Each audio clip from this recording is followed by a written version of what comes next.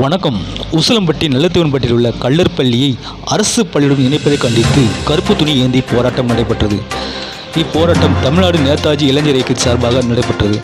இதில் மாநில தலைவர் திருக்கண்ணன் அவர்களும் மற்றும் தேனி மாவட்ட தலைவர் செல்வகுமார் மற்றும் துணைத் தலைவர் முருகன்ஜி அவர்களும் மற்றும் செயலாளர் முருகேசன் அவர்களும் மற்றும் பொருளாளர் ஈஸ்வரன் அவர்களும் இப்போராட்டத்தில் கலந்து கொண்டு சிறப்புரையாற்றினார்.